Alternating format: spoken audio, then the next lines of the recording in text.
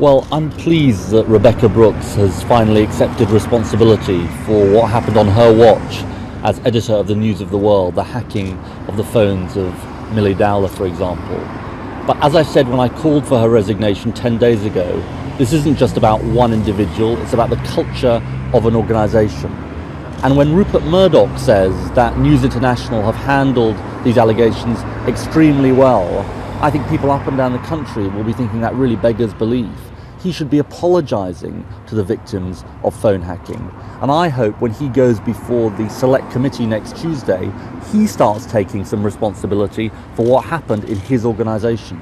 I mean, we heard last night as well about the IPCC potentially investigating Paul Stevenson. The fallout there could be potentially, massive, couldn't it?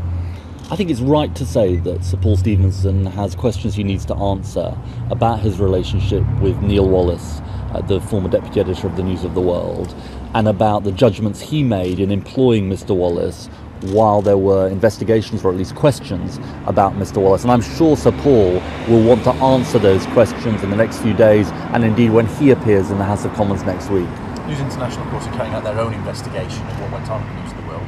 Is that too little too late now, or is that right to happen as well? I think the most important thing is that the police get to the bottom of what happened, but also that News International become an organisation that starts looking like it understands the gravity of what happened and the scale of the wrongdoing.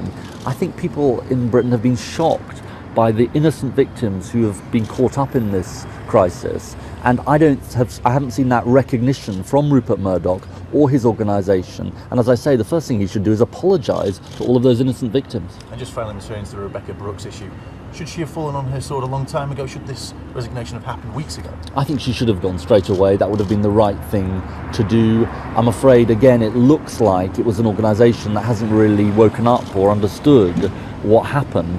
And the anger people feel. And this is an organisation that sells newspapers and says it claims to be speaking on behalf of the British people. I don't think most people in this country will think that's what they've been doing during the last 10 days.